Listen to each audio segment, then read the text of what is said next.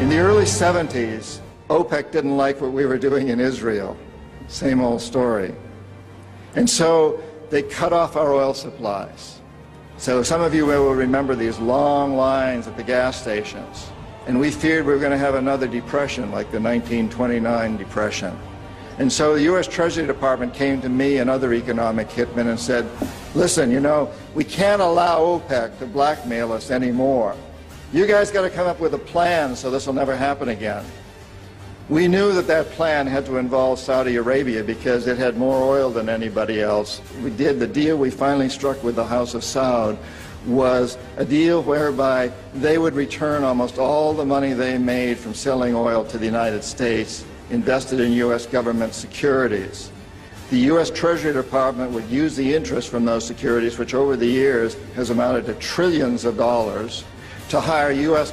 companies to westernize Saudi Arabia, build petrochemical complexes, desalinization plants, whole cities out of the desert, McDonald's and all the other things that go along with our Western culture. The House of Saud would also agree to keep the price of oil within limits acceptable to the oil companies, possibly not acceptable to you and me, but acceptable to the oil companies. And this is very, very important. They agree that they would never, ever sell oil for anything other than U.S. dollars. It was an amazing deal, the deal of the century. It was history-making, incredibly powerful deal that we struck with Saudi Arabia. The corporatocracy looked at this as an incredible success.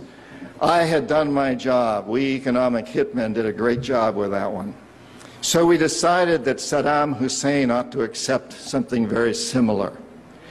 Now, probably a lot of you know that Saddam has been our boy for a very, very long time. You may remember Abdul Karim Qasim, who was president of Iraq in the early 60s. Qasim came up with a unique concept. He said, Iraqi oil ought to go to benefit the Iraqi people. How novel is that?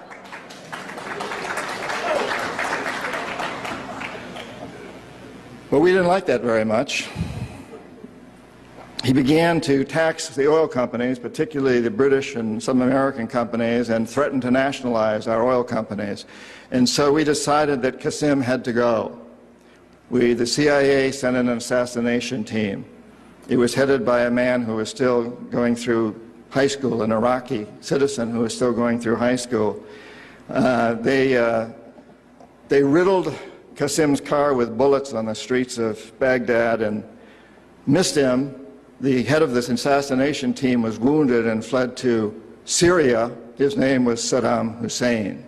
He was a CIA agent in those days, an assassin for us. He failed. He was our boy. He was our man.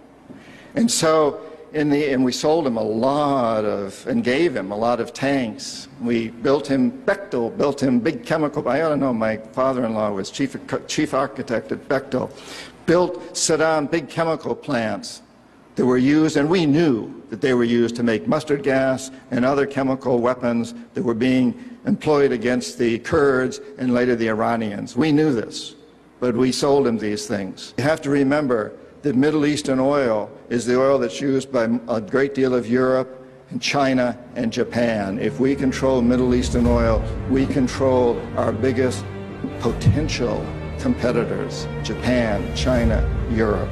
So it's very important that we do.